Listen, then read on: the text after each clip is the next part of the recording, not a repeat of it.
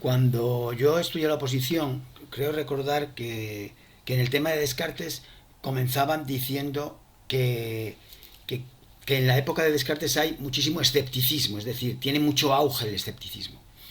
El escepticismo sabéis que consiste en pensar que no podemos conocer el mundo real. O sea, el mundo tal y como es verdaderamente no lo podemos conocer. Es verdad que el escéptico pues se maneja con el conocimiento inmediato de las cosas y claro, no se choca contra los muebles ni nada, pero en rigor considera que no conocemos realmente el mundo. Bueno, un representante clásico del escepticismo es Pirrón de Elis, un griego de la época de los escépticos.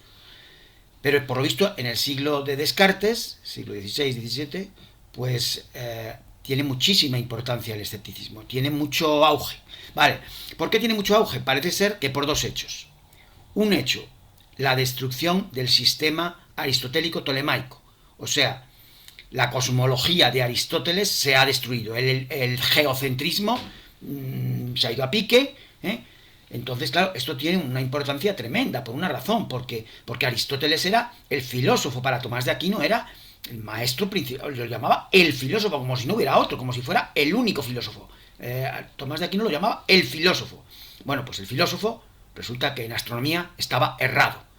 O sea, en la época de Descartes ya todos los expertos, o muchos expertos, saben que el heliocentrismo es lo verdadero y el geocentrismo de Aristóteles estaba equivocado.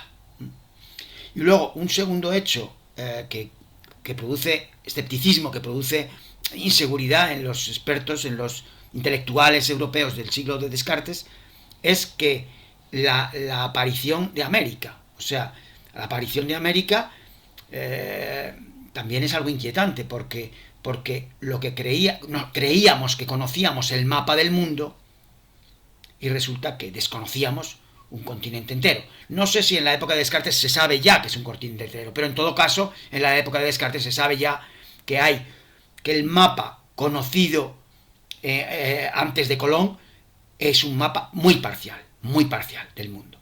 De manera que entonces también nos creemos que conocemos, nos creemos que el mundo es geocéntrico y resulta que es heliocéntrico. Nos creemos que sabemos cuál es el mapa del mundo y el mapa está incompleto. Entonces esto crea una inseguridad que hace que el escepticismo arraigue. Bueno, toda la filosofía de Descartes entonces sería una lucha contra el escepticismo. Él tiene una fe ciega en las matemáticas, él ha hecho descubrimientos matemáticos y sabe que las matemáticas funcionan para conocer el mundo, digamos, él es todo lo contrario a un escéptico. Entonces, lo que en el discurso del método parece que lo que quiere hacer es traspasar esa certeza que él sabe que existe en las matemáticas, quiere traspasarla a la filosofía y demostrar a los escépticos que el escepticismo no tiene sentido, que podemos conocer la realidad. Entonces, ¿qué pasa? En matemáticas se parte de axiomas y se van deduciendo teoremas, se parte de unas cuantas verdades muy seguras. Bueno, los axiomas en la época de Descartes se consideraba que eran evidentes. Evidente significa que viene de videre, en latín es un verbo que es el verbo ver, videre. Bueno, pues este verbo, o sea, quiero decir, evidente es lo que se ve. En el caso de Descartes se ve con los ojos del alma, con el espíritu. El espíritu capta que esto es verdad. Entonces, Descartes lo que quiere es encontrar unas verdades evidentes de las cuales poder deducir lo demás. Del mismo modo que se hace en matemáticas, los axiomas de la geometría euclidiana, pues son, me parece, 5, y a partir de ahí se van deduciendo teoremas. Todas las verdades matemáticas se deducen siempre de unos primeros principios que se consideran evidentes y que son los axiomas. Entonces, vamos a ver si podemos encontrar en filosofía algún axioma del cual partir para ir demostrando que podemos conocer la realidad. Vale, eso es lo que va a intentar con la duda metódica, que como explicó Sergio, no es una duda escéptica, no es que él crea que no existe el mundo, que no existe, que todo es un engaño, que no es eso, sino que vamos a usar la duda como método, que eso significa la duda metódica, vamos a usar la duda como camino para llegar a verdades evidentes. Sabéis que la verdad evidente a la que llega es el cogito ergo sum, la existencia del sujeto que piensa. Bueno, entonces el método el método cartesiano tiene 4 reglas, pero en realidad todo se podría, vamos, yo entiendo que se puede resumir en una, o sea, que es la regla de la evidencia.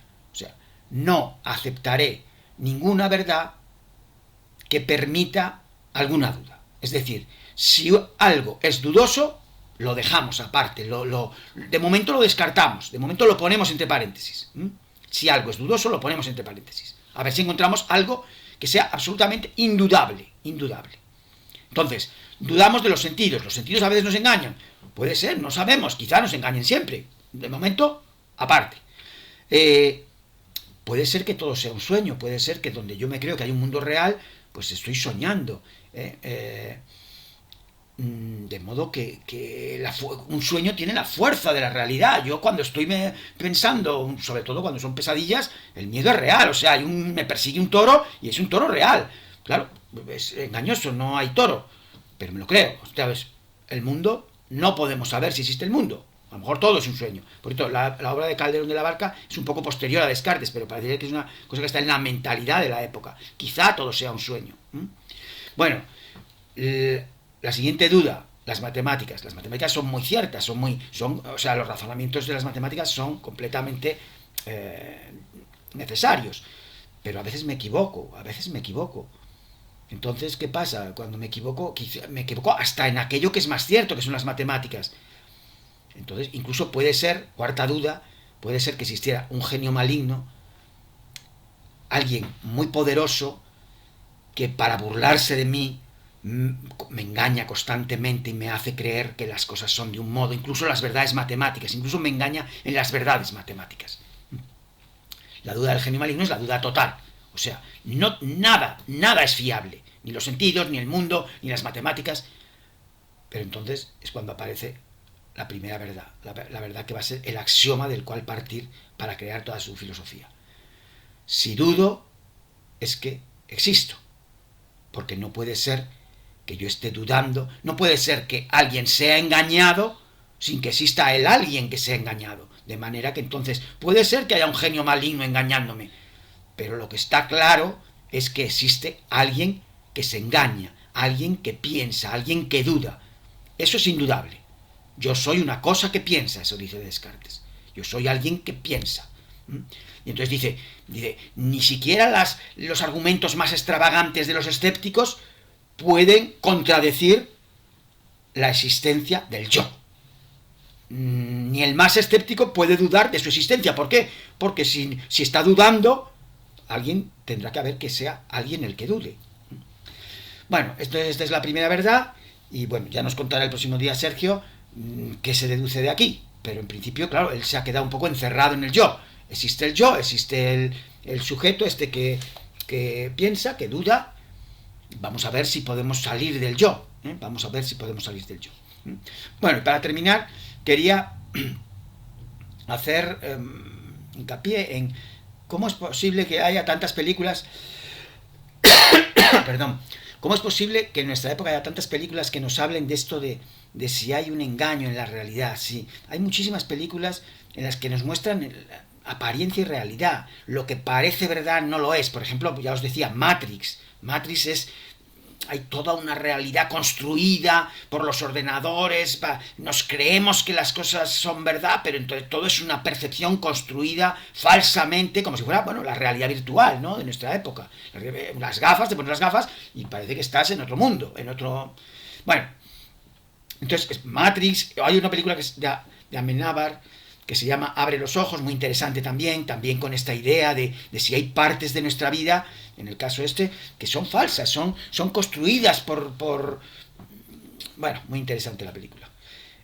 Y también está el show de Truman. El show de Truman, o sea, todo es un engaño, todo está construido, no hay un genio maligno, pero hay un programa de televisión maligno que ha construido todo el mundo de Truman con actores, con todo falso para es un espectáculo. Es decir, bueno, pues todos estos programas, en realidad también tiene algo que ver con la caverna platónica, o sea, con el mito de la caverna. El parecido, claro, es la apariencia y la realidad.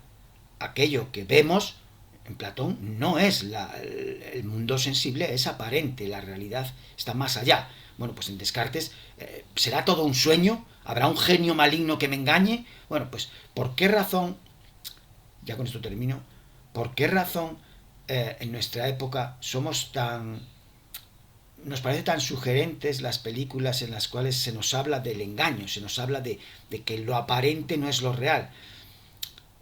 Quizá algún debate, o quizá algún día podríamos hacer un debate sobre cuáles son los grandes engaños en los que vivimos. A lo mejor es porque intuimos que vivimos en una mentira, intuimos que a lo mejor somos ciegos a lo esencial, somos ciegos a la auténtica realidad y vivimos engañados. A lo mejor hay muchísimas posibles mentiras de nuestra época, ¿no? En las cuales vivimos como si fueran la verdad, pero en el fondo intuimos que que la verdad no es lo que se muestra, la verdad no es aquello que nos parece, sino que hay una verdad auténtica más allá de aquel mundo en el que vivimos. Vivimos en un mundo falso, vivimos en un mundo falso.